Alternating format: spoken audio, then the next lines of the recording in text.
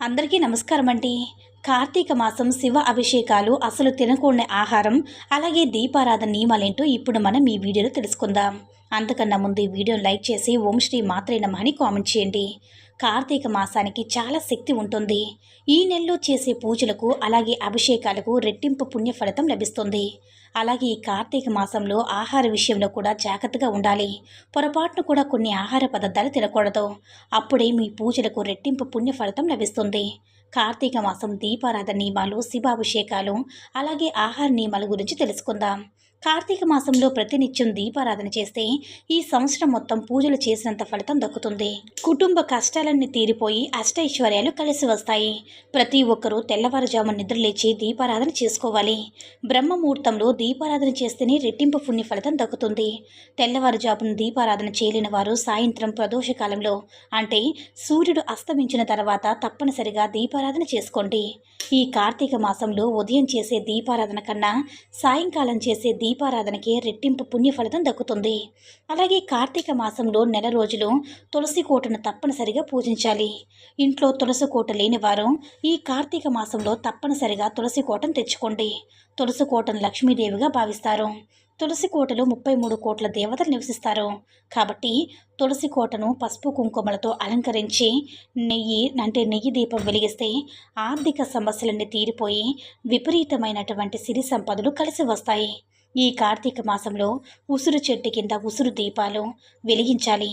ఉసురు దీపాలు వెలిగిస్తే లక్ష్మీ కటాక్షం వెంటనే సిద్ధిస్తుంది. అలాగే ఈ కార్తీక మాసం నెల రోజులు మట్టి ప్రమిదల్లో కానీ పిండి ప్రమిదల్లో కానీ దీపారాధన చేసుకోవాలి. అలాగే ఆవు నెయ్యితో దీపారాధన చేస్తే విశేషమైన పుణ్య ఫలితం లభిస్తుంది. ప్రతిరోజు దీపారాధన చేయలేని వారు ప్రతి కార్తీక సోమవారం శివుణ్ణి ఖచ్చితంగా పూజించండి. ముఖ్యంగా కార్తీక మాసంలో వచ్చే కార్తీక పౌర్ణమి నాడు ప్రతి ఒక్కరూ నది స్నానాలు చేసి 365 ఒత్తులతో దీపం వెలిగించండి. ఆడవారు తప్పనిసరిగా కాళ్లకు పసుపు రాసుకోవాలి. అలాగే ప్యాకెట్లో కుంకుమ బొట్టు పెట్టుకోవాలి. ఈ కార్తీక మాసంలో విభూది బొట్టు పెట్టుకుంటే ఇంకా మంచిది. అలాగే ప్రతి కార్తీక సోమవారం నాడు నది స్నానాలు చేస్తే సకల పాపాలు తొలగిపోతాయి.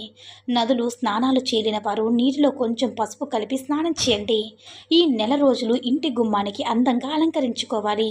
గడపలకు పసుపు రాసి కుంకుమ బొట్లు పెట్టుకోవాలి. ప్రతిరోజు ఇంటి ముందు ముగ్గులు వేయాలి.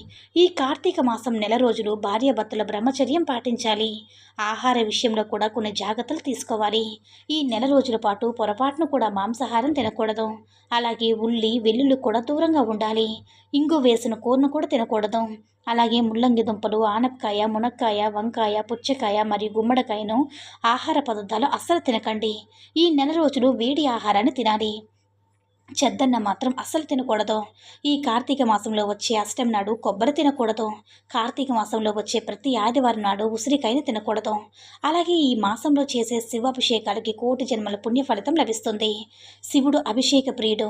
ఏ పదార్థాలతో శివలింగాన్ని అభిషేకిస్తే ఎలాంటి ఫలితాలు దక్కుతాయో తెలుసుకుందాం.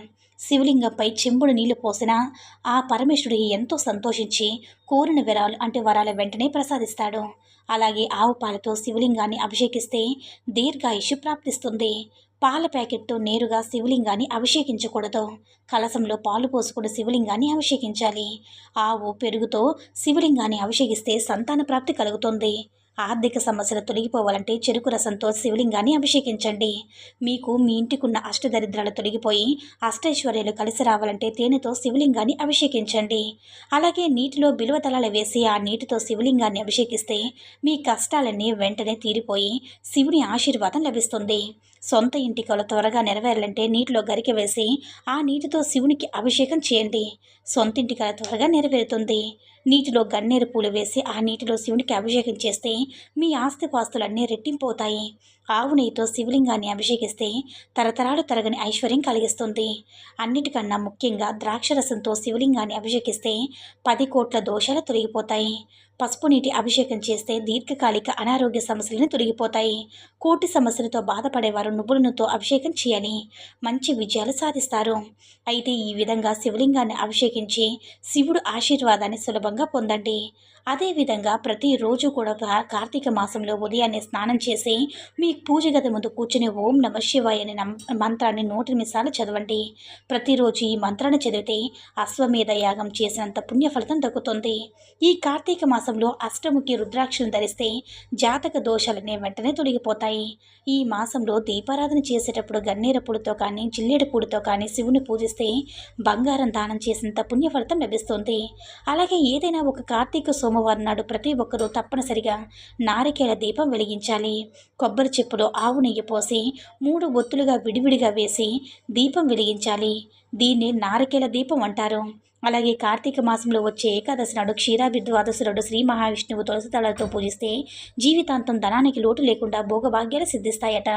అయితే కార్తీక మాసంలో అంటే కార్తీక పౌర్ణమి నాడు శివుడికి రుద్రాభిషేకం చేస్తే మనం తెలియక చేసిన పాపాలు తొలగిపోయి మోక్షం కలుగుతుంది. ఈ కార్తీక మాసంలో పుణ్యనదుల్లో దీపాలు వెలిగిస్తే పుణ్య ఫలితాలు లభిస్తాయి. ఈ కార్తీక మాసంలో శివుడితో పాటు లక్ష్మీదేవిని కూడా తప్పనిసరిగా పూజించాలి. ఈ నెలలో చేసే లక్ష్మీ పూజలు కూడా చాలా విశిష్టత ఉంటుంది. కార్తీక మాసంలో వచ్చే ప్రతి శుక్రవారం నాడు లక్ష్మిని పూజిస్తే అపారమైన సంపదలు, సంతాన ప్రాప్తి, కుటుంబ క్షేమం, అలాగే ఆయురారోగ్యాలు కలిసి వస్తాయి. ఈ వీడియో కనుక నచ్చినట్లయితే లైక్ చేసి షేర్ చేయండి. అలాగే మరిన్ని వీడియోస్ కోసం మన ఛానల్ని సబ్స్క్రైబ్ చేసుకుని మాకు మరింతగా సపోర్ట్ చేయండి. ధన్యవాదములు.